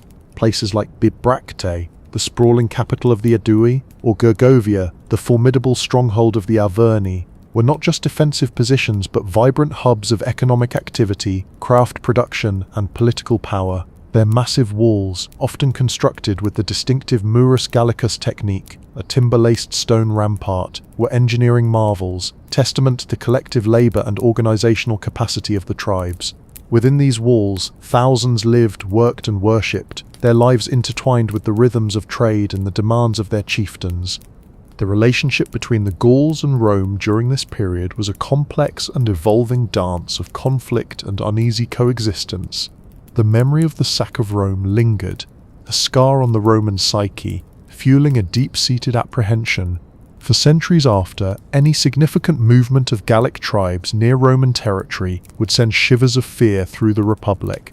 However, direct, large-scale warfare was not constant. There were periods of relative peace, punctuated by skirmishes, raids, and the occasional formation of alliances. Rome, in its own relentless expansion across the Italian peninsula, often found itself in conflict with the Gallic tribes of Subalpine Gaul. These were not always easy victories for Rome. The Gauls were formidable warriors, known for their size, their ferocity, and their terrifying initial charge. Their distinctive fighting style, often involving naked warriors or those lightly armoured, relying on the psychological impact of their appearance and the sheer force of their initial assault, could be devastating. Yet, Roman discipline, their superior organization, and their relentless ability to adapt and learn from defeat gradually gave them an advantage. The Cimbrian War, though primarily involving Germanic tribes like the Cimbrian Teutones, also saw significant involvement from Celtic groups, particularly the Volcae Tectocig and the Helvetii. This conflict, erupting in the late 2nd century BCE, was a brutal existential threat to the Roman Republic. These migrating hordes, driven by unknown forces from the north, inflicted devastating defeats on Roman armies, pushing the Republic to the brink. The Gauls, caught between these new invaders and the established Roman power, found themselves in a precarious position. Some allied with the Cimbri, others resisted them, and many simply sought to survive the chaos. The war highlighted the enduring martial prowess of the northern peoples, but also Rome's ultimate resilience and its capacity for military reform, as figures like Marius rose to prominence, ultimately crushing the invaders. This conflict, though not directly a Gallic war, underscored the volatile nature of Europe's northern frontier and Rome's growing determination to secure its borders, a determination that would soon turn its gaze directly upon the lands of independent Gaul. Throughout this period, Gallic society remained fundamentally tribal, but the seeds of larger political entities were being sown. Powerful tribes like the Aedui and the Arverni began to exert a wider influence, forming client relationships with smaller tribes, creating spheres of influence that resembled nascent kingdoms or confederations. These alliances were often fluid, shifting with the changing winds of power and personal ambition. The aristocracy, the equites, remained the dominant force, their power rooted in land, military leadership, and the pervasive system of clientage. A chieftain's strength was measured not just by his personal bravery, but by the number of clients he could command, the warriors who owed him loyalty and military service. These networks of personal allegiance, rather than rigid state structures, formed the backbone of Gallic political life. The Druids continued to hold immense spiritual and intellectual authority. They were the keepers of ancient lore, the arbiters of justice, the teachers of the young elite, and the interpreters of divine will. Their pan-Gallic assemblies, held in sacred places, served as crucial forums for maintaining shared traditions and resolving disputes that transcended tribal boundaries. Their influence was a unifying force, a cultural glue that held the disparate tribes together, even in the absence of a single political ruler. They were the embodiment of Gallic wisdom, their teachings on the immortality of the soul inspiring a fearless approach to battle among the warriors. As the 2nd century BCE drew to a close, the lands of Gaul were a vibrant, dynamic, and militarily capable world. They had expanded, consolidated their societies, and engaged in centuries of complex interactions with their Mediterranean neighbours. They had faced and inflicted defeats, learned and adapted, yet the underlying fragmentation of their political structure, the constant rivalries between powerful tribes, and the absence of a unified centralized command would prove to be their ultimate vulnerability. The stage was now set, not for another skirmish or a temporary alliance, but for a confrontation of epic proportions, a clash with a power that had learned from every encounter, a power that viewed the lands of Gaul not as a collection of independent tribes, but as a single valuable prize. The shadow of Rome, though still distant for many, was growing longer, and the fate of the Gauls was about to be irrevocably intertwined with the destiny of the burgeoning Roman Empire. The long, slow dance of coexistence between Gaul and Rome was about to end, replaced by the brutal, decisive rhythm of war. For centuries, the shadow of the Republic had stretched across the Alps, a growing presence that the Gallic tribes, in their vibrant, fragmented independence, had largely underestimated. The memory of the sack of Rome in 390 BCE, a moment of fleeting Gallic triumph, had calcified into a deep-seated Roman fear, a constant justification for their relentless expansion. Now, in the mid-1st century BCE, all the currents of history converged, driven by the boundless ambition of one man and the inherent disunity of a proud people. The stage was set for a conflict that would forever alter the destiny of Western Europe, a saga of betrayal and heroism, of tactical brilliance and desperate resistance, the Gallic Wars. The storm did not break without warning. Rome, ever expanding, had already secured its province of Transalpine Gaul, later Gallia Narbonensis, along the Mediterranean coast, a vital land bridge to its Iberian territories. This province, conquered decades earlier, was a bustling hub of Roman merchants, soldiers, and administrators, creating a volatile frontier. Roman wine and olive oil flowed north, Gallic slaves and raw materials flowed south, but with this economic exchange came political entanglement. Gallic internal rivalries, a persistent thread throughout their history, provided the perfect kindling for Roman interference. Tribes like the Aedui, long-standing allies of Rome, found themselves locked in bitter struggles with rivals such as the Arverni and the Sequani for regional hegemony and control over lucrative trade routes. When the Sequani, in a desperate bid for dominance, sought the aid of Germanic Suebi under their formidable king Ariovistus, allowing them to cross the Rhine and settle in Gallic lands, the balance of power was shattered. Ariovistus quickly became an oppressive overlord, demanding tribute and hostages, threatening not only the Aedui, but the very independence of Gaul. The Aedui, in desperation, appealed to Rome for help, inadvertently inviting the wolf into the fold, a decision that would prove to be a catastrophic miscalculation for Gallic freedom. And the wolf arrived in the person of Gaius Julius Caesar. In 58 BCE, Caesar, then governor of Transalpine Gaul and Illyricum, saw in this plea not merely a diplomatic obligation but an unparalleled opportunity. He was a man of extraordinary, almost boundless ambition, a brilliant military strategist whose mind moved with the speed of his legions, and a master of political maneuvering in the cutthroat arena of Roman politics. He desperately needed military glory and immense wealth to fund his political aspirations and to outshine his rivals in Rome. His legions, hardened by years of service in various campaigns, were loyal instruments of his will, ready to march wherever his ambition led. His stated pretext for intervention was noble enough: to protect Rome's allies and to prevent further Germanic incursions across the Rhine, thus securing the Roman frontier.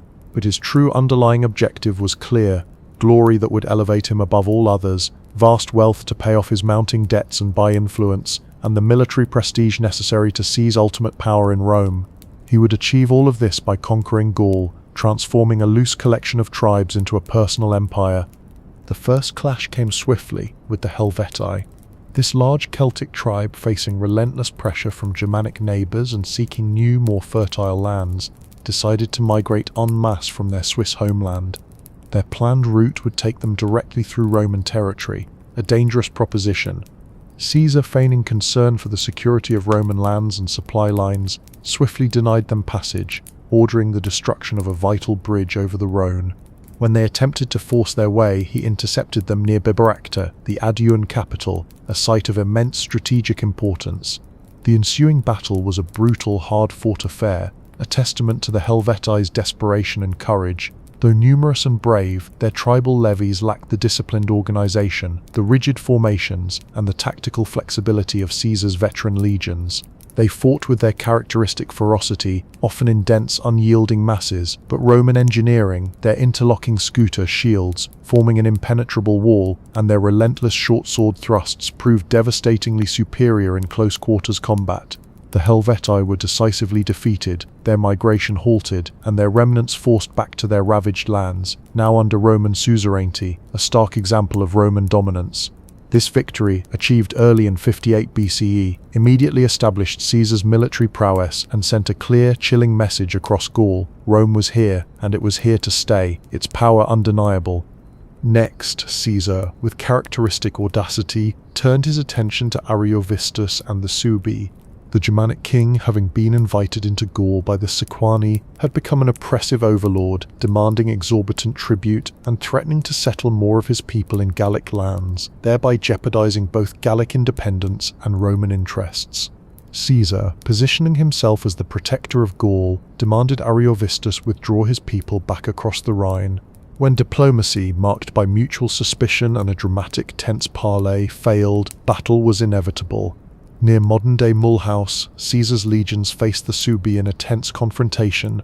The Germanic warriors were renowned for their ferocity and their intimidating appearance, but Caesar's tactical genius, particularly his ability to exploit their psychological weaknesses, such as their reliance on their women and elders to watch the battle from wagons, which could become a liability, and to maintain strict legionary discipline, proved decisive. A desperate charge by Caesar's cavalry and the unwavering resolve of his infantry broke the Suebi lines. They were routed, many slaughtered as they fled back across the Rhine, their power shattered. This victory cemented Caesar's reputation as a liberator of Gaul from Germanic oppression, a clever piece of propaganda that initially won him some Gallic allies, masking his true imperial ambitions. The subsequent years of the Gallic Wars unfolded as a relentless series of campaigns, each marked by Caesar's strategic brilliance, his willingness to take calculated risks, and the fierce, often desperate resistance of the Gallic tribes.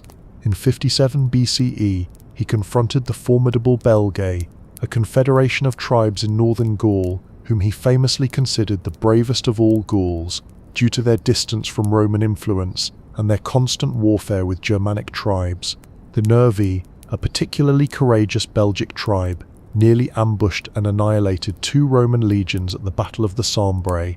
Concealed in dense woods, they launched a sudden overwhelming charge, catching the Romans off guard as they were building their camp.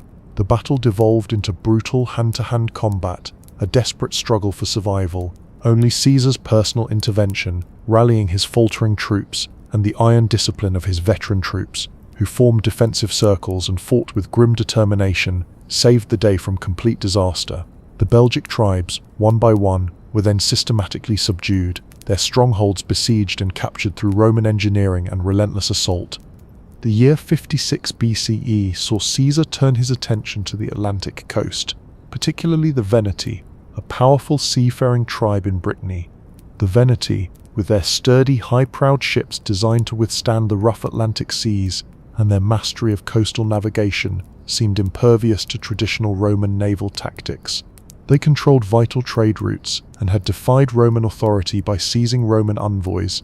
Caesar, however, understood the strategic importance of controlling the sea lanes and demonstrating Roman supremacy on all fronts. He ordered the construction of a specialized fleet, designed not for ramming, but for disabling.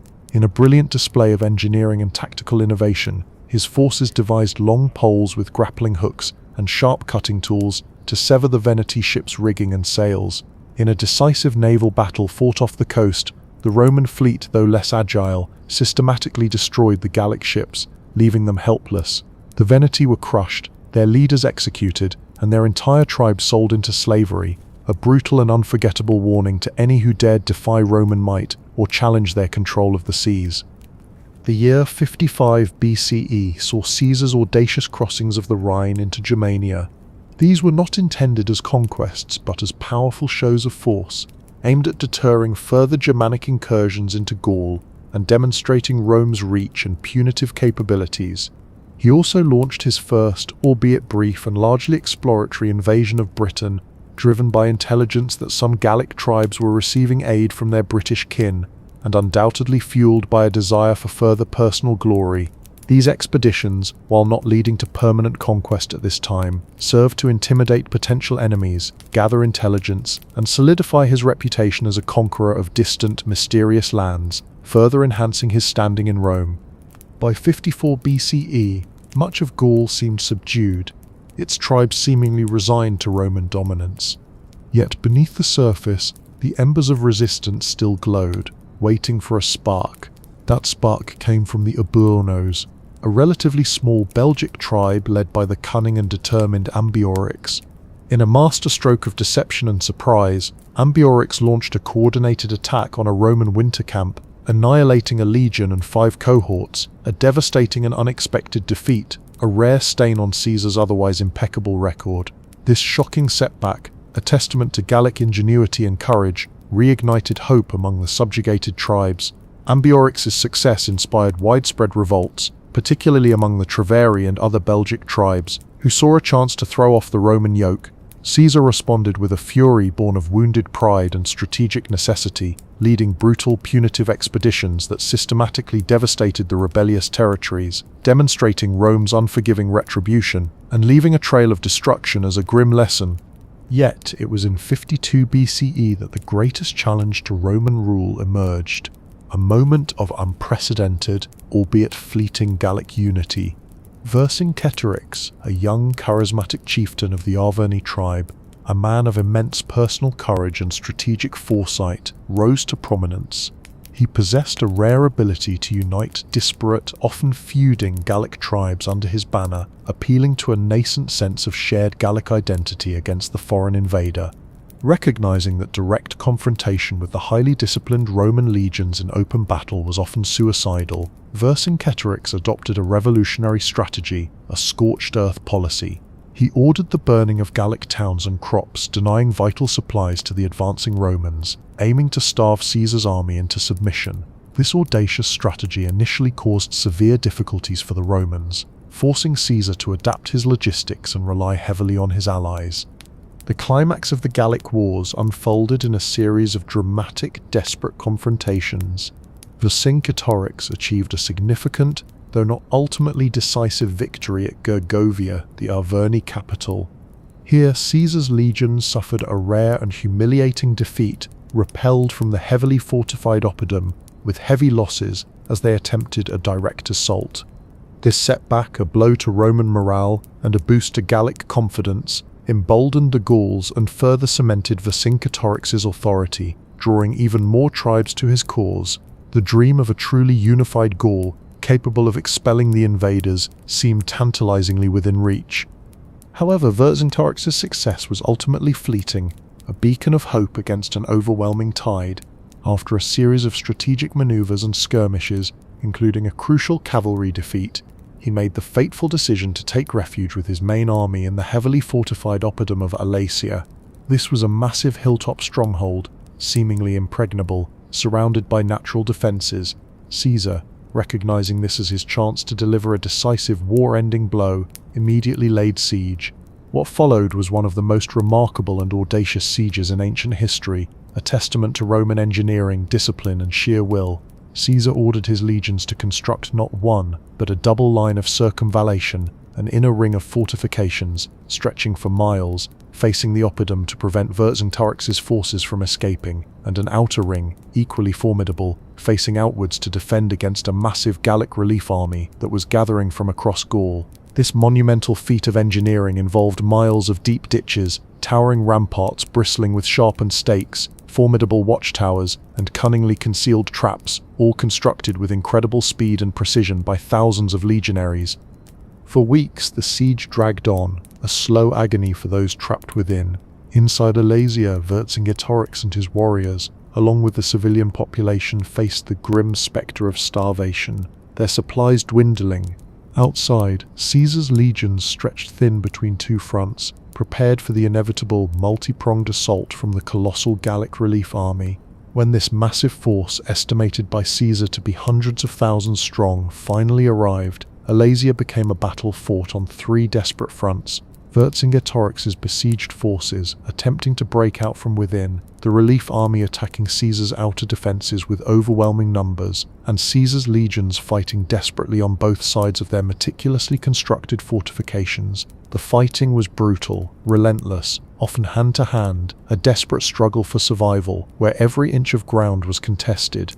Caesar himself, a figure of unwavering resolve, leading from the front, personally rallied his troops at critical moments, inspiring them to hold the line against impossible odds. Despite their overwhelming numbers, the Gallic relief army, lacking centralized coordination, suffering from internal rivalries, and facing the impenetrable Roman defenses, eventually broke and fled in disarray.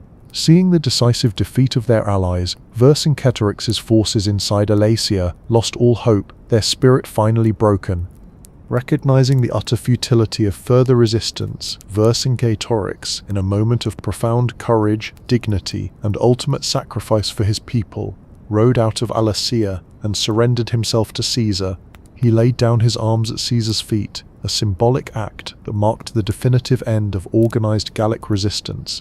He would later be held prisoner for years, paraded as the ultimate trophy in Caesar's magnificent triumph in Rome, and then, with chilling Roman efficiency, executed. The fall of Alasia in 52 BCE effectively marked the end of the Gallic Wars as a major conflict. While sporadic resistance continued for another year, particularly in isolated strongholds like Uxellodunum, these were brutal mopping-up operations rather than organized warfare. Caesar, with characteristic ruthlessness, crushed these last pockets of defiance, often resorting to severe measures such as cutting off the hands of captured warriors to deliver a terrifying message and deter any future rebellions. By 51 BCE, Gaul was for all intents and purposes conquered, its vast territories brought firmly under Roman heel. The immediate impact of the Gallic Wars was catastrophic for the Gauls. Millions perished, either in the brutal battles from starvation and disease during the relentless sieges, or in the merciless aftermath of Roman retribution. Entire tribes were decimated or displaced. Countless others were enslaved, their lives and freedom extinguished, their skills and labor now serving Roman masters. The proud independence of the Gallic tribes was utterly shattered, their ancient political structures dismantled, and their lands brought under the rigid dominion of Rome.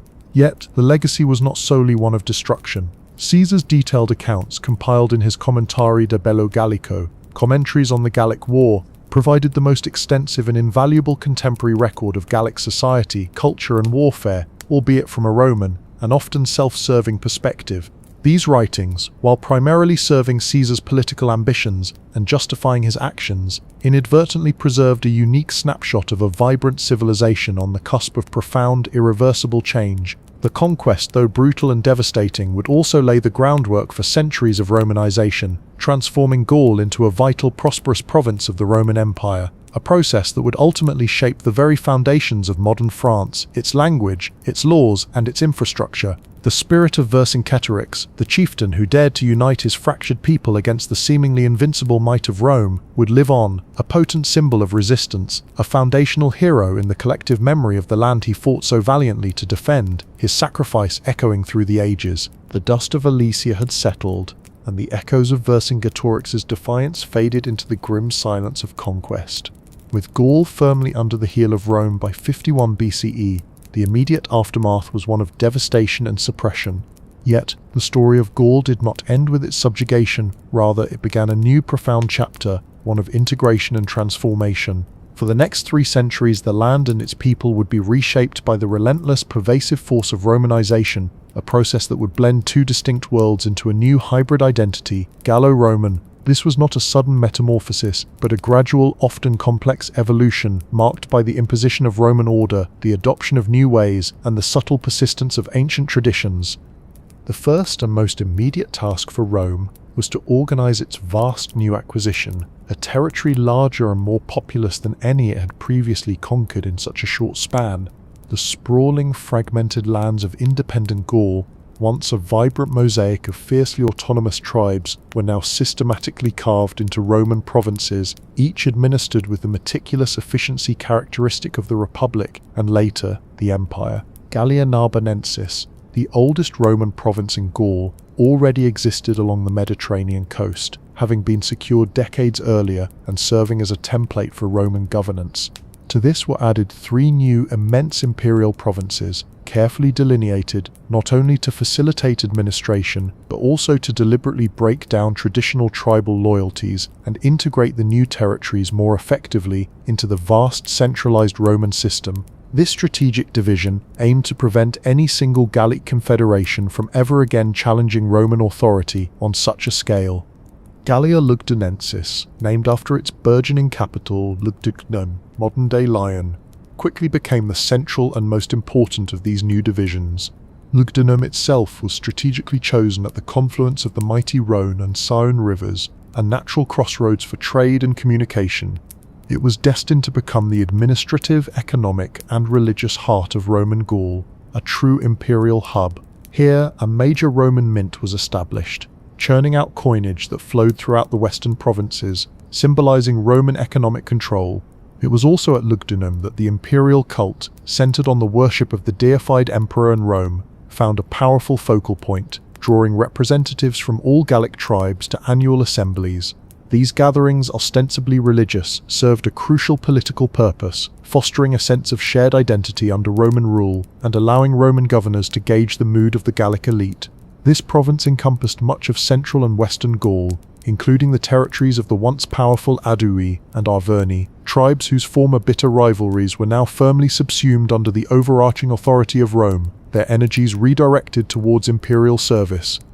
To the north lay Gallia Belgica, stretching across modern Belgium, parts of the Netherlands and the Rhineland. This region, home to the tribes Caesar had famously deemed the bravest and most resistant, remained a vital military frontier, constantly guarding against Germanic incursions across the Rhine. Its cities, like Augusta Treverorum Trier, would grow into significant administrative and military centres, heavily garrisoned by legions and serving as crucial logistical bases, reflecting its enduring strategic importance. The Roman presence here was often heavier, the legions more numerous, and the process of Romanization perhaps slower and more militarized than in the more settled south, adapting to the ongoing threat from across the river. Finally, in the southwest, bordering the majestic Pyrenees, was Gallia Aquitania. This province encompassed the territories of the Aquitani, peoples whose cultural and linguistic ties lay more with Iberia than with the Celts. While initially distinct in their heritage, they too were brought into the Roman administrative fold, their lands integrated into the imperial structure. Its fertile plains and access to the Atlantic coast continued to make it an economically valuable region, contributing agricultural produce and raw materials to the Roman economy. This meticulous provincial organization was far more than a mere administrative exercise. It was a deliberate and sophisticated strategy to dismantle the old Gallic order and integrate the conquered territories into the Roman world. Traditional tribal boundaries, though sometimes acknowledged, were often redrawn or entirely subsumed within larger Roman units, weakening ancient loyalties. The power of the traditional chieftains was systematically curtailed, replaced by Roman governors, legates, financial procurators, and a burgeoning bureaucracy of Roman and Romanized Gallic officials. Roman law, with its emphasis on order, standardized property rights, and centralized authority, gradually but inexorably replaced the complex, orally transmitted customary laws of the Druids, bringing a new level of legal uniformity and predictability. The very act of living under a unified Roman administration, paying taxes to Rome, and participating in Roman legal processes began to forge a new shared identity that transcended the deeply ingrained ancient tribal divisions, laying the groundwork for a truly Gallo-Roman society. The most profound transformation came through the pervasive process of Romanization. This was not simply a brutal imposition of Roman culture, but a complex, multifaceted cultural exchange, often actively embraced by the Gallic elite, who shrewdly recognized the immense advantages in adopting Roman ways. For them, Romanization offered a pathway to power, prestige, and social mobility within the new imperial structure. Learning Latin, the language of administration, law, and commerce, became paramount. While Gallic languages persisted, especially in rural areas and among the common folk, Latin rapidly became the lingua franca of the educated, the ambitious, and the urban centers. Children of the Gallic aristocracy were sent to Roman schools, or had Roman tutors, where they immersed themselves in Latin, mastered rhetoric, studied Roman history, and absorbed the intricacies of Roman governance, preparing them for roles within the Roman system, whether as local magistrates or even senators in Rome itself. This linguistic and educational shift was a powerful tool of integration, opening up unprecedented opportunities for those who embraced it, creating a new Gallo-Roman aristocracy. Urban development was another cornerstone of Romanization, perhaps its most visible manifestation.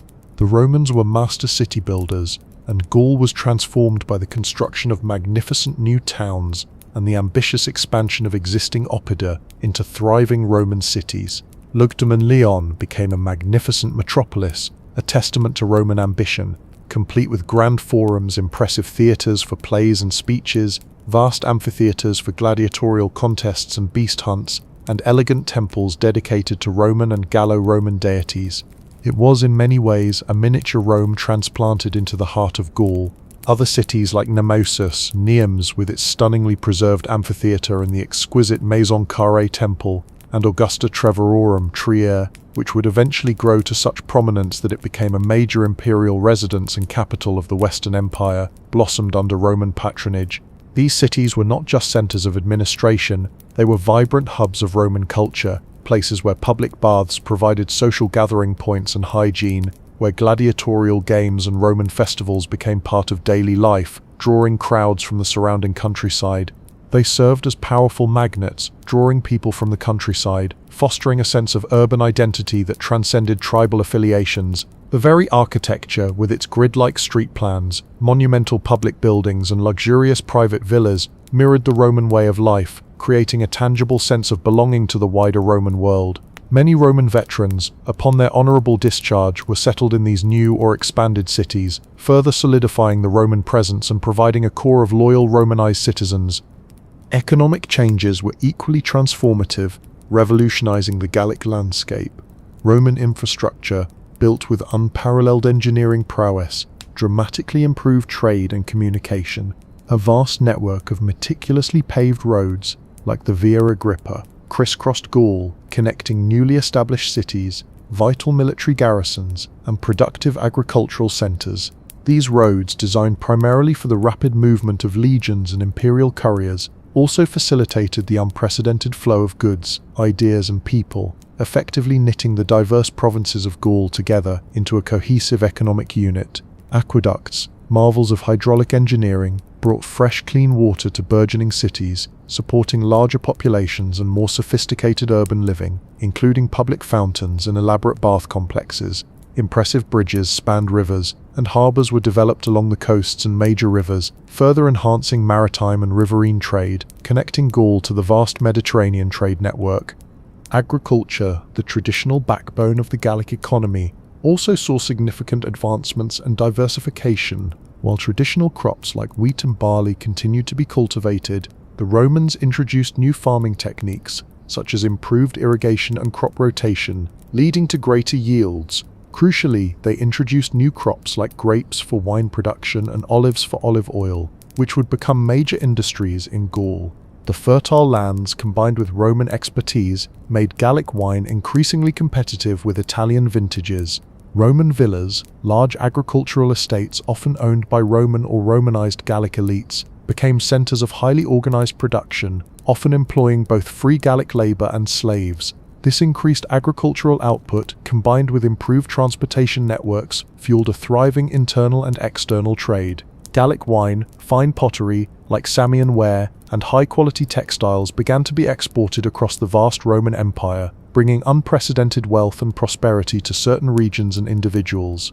The Roman taxation system, though often burdensome and a source of occasional resentment, also created a predictable and stable economic environment, encouraging long-term investment and commercial growth.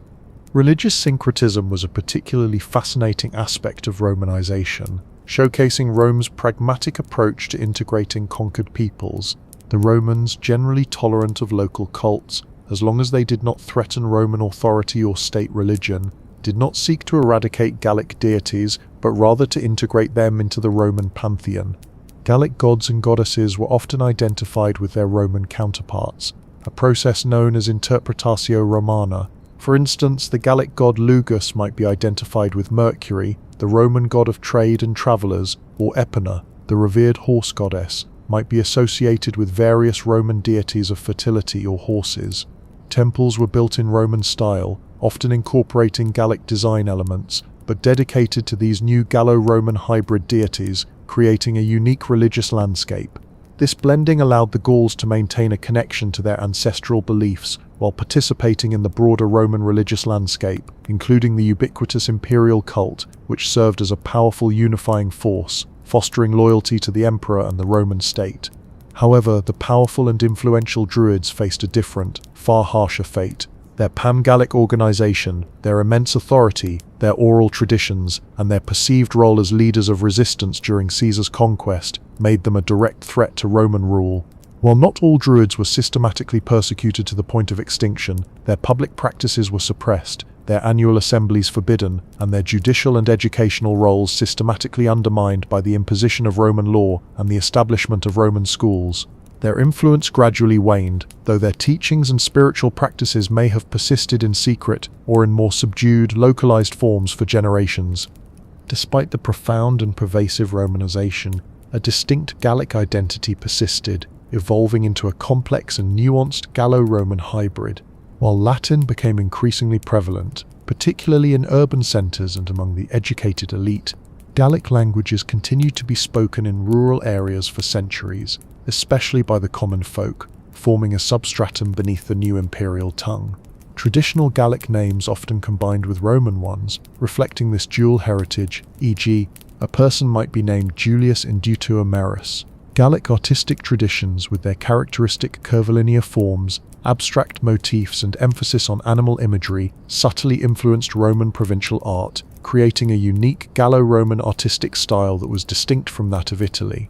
The fierce martial spirit of the Gauls, though now channeled into serving the Roman legions rather than fighting against them, remained a defining characteristic. Many Gauls eagerly enlisted in the Roman army, serving with distinction in auxiliary units and even in the legions themselves, often rising through the ranks and gaining Roman citizenship upon retirement, a clear and tangible path to social mobility and integration into the Roman elite. They fought alongside Romans, adopting their discipline and tactics, but often retaining their own cultural markers within the military context. Occasional revolts and resistance did flare up, demonstrating that the spirit of independence, though largely suppressed, was never entirely extinguished. These were often localized uprisings, fueled by grievances against Roman taxation, the abuses of corrupt administrators, or by opportunistic leaders seeking to exploit periods of Roman weakness or internal strife. One notable example was the revolt of Civilis in 69–70 CE, during the tumultuous Year of the Four Emperors, a period of civil war that rocked the Roman Empire.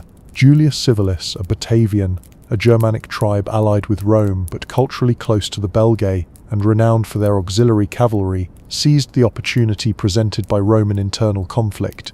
He led a large-scale rebellion in the Rhineland, initially claiming loyalty to one Roman faction, but quickly turning it into a widespread revolt against Roman rule itself, drawing significant support from various Gallic tribes, particularly the Treveri and Lingones, who briefly declared a Gallic empire with their own emperor.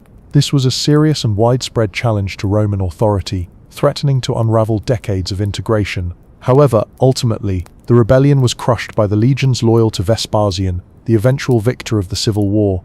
While this revolt showed lingering Gallic spirit and a desire for autonomy, it also highlighted the overwhelming effectiveness of Roman military might when unified, and the persistent internal divisions that still plagued the Gallic tribes, preventing them from forming a truly unified and sustained challenge to Roman rule. By the 3rd century CE, Gaul was an integral, prosperous, and largely peaceful part of the Roman Empire. Its cities flourished, its economy thrived, and its people, while retaining cherished elements of their Gallic heritage, had largely adopted Roman customs, language, and law. The brutal conquest had given way to centuries of relative peace and stability, transforming Gaul into a vital cornerstone of the Roman West, a breadbasket and a source of manpower for the legions. Yet, even in this golden age of Gallo-Roman prosperity, the seeds of future change were already being sown. The very wealth and integration that marked this period would, in time, make Gaul an increasingly attractive target for new waves of migration and invasion from beyond the Rhine, from peoples less inclined to embrace Roman ways, setting the stage for the next dramatic and transformative chapter in its long and storied history, the golden age of Gallo-Roman prosperity. So meticulously crafted over centuries of integration and transformation, was not destined to last forever.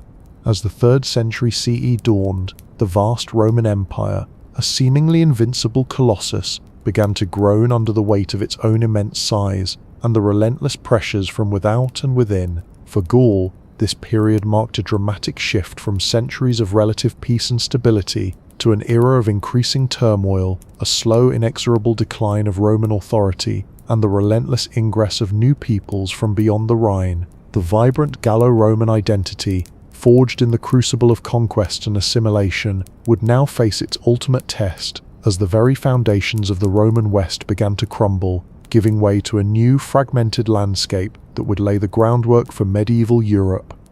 The first tremors of this impending collapse were felt during the crisis of the 3rd century 235–284 CE, a tumultuous period that plunged the Roman Empire into near anarchy. This was an age of barracks emperors, where military commanders rose and fell with dizzying speed, often assassinated by their own troops. Internal strife, civil wars, and constant usurpations drained Rome's resources and diverted its legions from defending the frontiers. The economy, once robust, suffered from rampant inflation, debased coinage, and disrupted trade routes. For Gaul, this meant a weakening of the central government's grip, a reduction in military protection, and an increase in local instability. The once thriving cities, though still centers of culture, began to feel the strain, their defenses often neglected, their trade networks increasingly vulnerable. It was out of this chaos that a remarkable, albeit brief period of independence emerged for Gaul.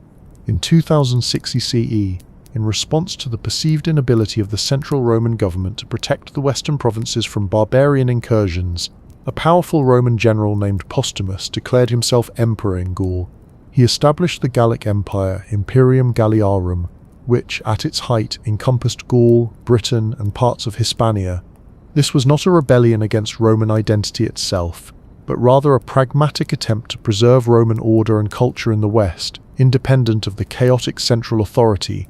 Postumus and his successors minted their own coins, appointed their own officials, and successfully defended the Rhine frontier against Germanic raids. For nearly 14 years, this Gallic Empire provided a semblance of stability and security that the central Roman Empire could not. It demonstrated the immense economic and military potential of Gaul, but also the growing centrifugal forces within the empire. While it eventually collapsed and was reabsorbed by Rome under Emperor Aurelian in 2074 CE, its existence highlighted Gaul's capacity for self-governance and its distinct regional identity, a precursor to the fragmentation that would follow. Even after the Gallic Empire was brought back into the fold, the pressure from beyond the Rhine intensified relentlessly. These were not merely opportunistic raids, but increasingly large-scale incursions and migrations of Germanic peoples, driven by their own internal dynamics and the allure of Rome's rich provinces. The Franks, a confederation of Germanic tribes, became a persistent threat along the lower Rhine, constantly probing and eventually settling within Roman territory, initially as foederati allies tasked with defending the frontier. The Alemanni, another powerful Germanic group, pressed against the upper Rhine, frequently raiding deep into Gaul, leaving a trail of destruction. Further east, the Goths, a formidable East Germanic people, began their own movements, eventually impacting the Roman Empire more broadly, though their direct presence in Gaul would come later. The 4th century CE saw Roman emperors like Diocletian and Constantine attempt to stabilize the empire through sweeping reforms, including strengthening the frontiers and reorganizing the administration. Gaul benefited from these efforts, experiencing a partial recovery and a period of renewed prosperity, particularly in its northern cities like Trier, which became an imperial capital. However, this was a temporary reprieve. The sheer scale of the barbarian incursions was becoming unmanageable. Roman legions, increasingly composed of Germanic recruits, were stretched thin. The traditional Roman policy of absorbing and Romanizing these groups began to falter as the numbers became too great and the cultural differences too pronounced. The decline of Roman authority in Gaul was a slow, agonizing process, not a single event. The central government in Rome, and later Constantinople, became increasingly distant and preoccupied with threats elsewhere. This led to a gradual decentralization of power. Local Roman landowners, often Gallo-Roman aristocrats, began to assume more responsibility for defense and administration, building private armies and fortifying their villas. The urban centers, once vibrant hubs of Roman life, began to shrink, their public buildings falling into disrepair as resources dwindled and populations retreated behind more modest, localized defenses. The economic system, once integrated into a vast imperial network, became more localized and agrarian. The final decisive blow came in the 5th century CE. The year 406 CE is often cited as a symbolic turning point, when a massive barbarian host, including Vandals, Alans and Suebi, crossed the frozen Rhine en masse, pouring into Gaul virtually unopposed. This was not an invasion to raid and withdraw, but a permanent migration, a desperate search for new homes.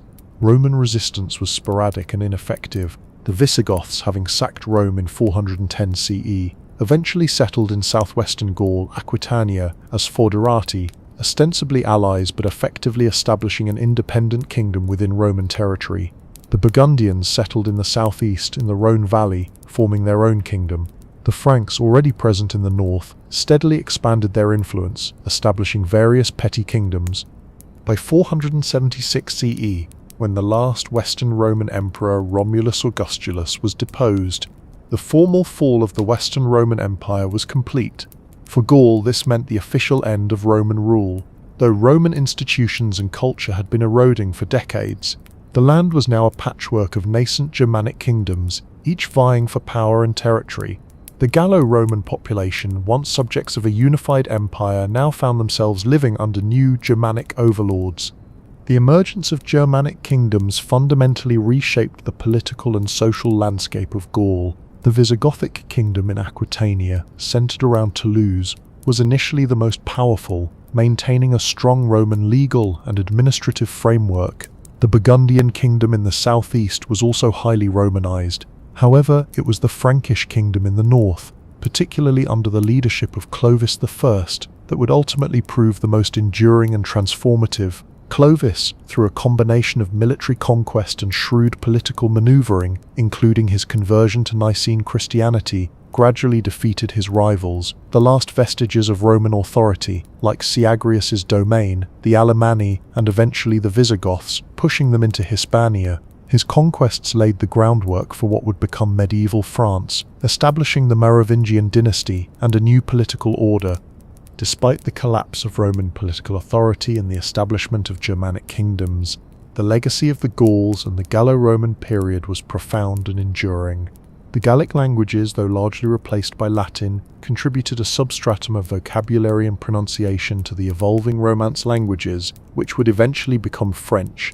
The Roman roads, cities, and agricultural techniques continued to shape the landscape and economy for centuries. The Gallo-Roman aristocracy, often educated and wealthy, continued to play a significant role in the new Germanic kingdoms, serving as advisors, administrators, and bishops, bridging the gap between the old Roman world and the new Germanic order. Christianity, which had firmly taken root in Roman Gaul, became a powerful unifying force, often championed by the new Germanic rulers, further cementing the cultural continuity. The very name France would eventually derive from the Franks, but the land itself, its people, and its culture were deeply rooted in the complex interplay of Gallic, Roman, and now Germanic influences.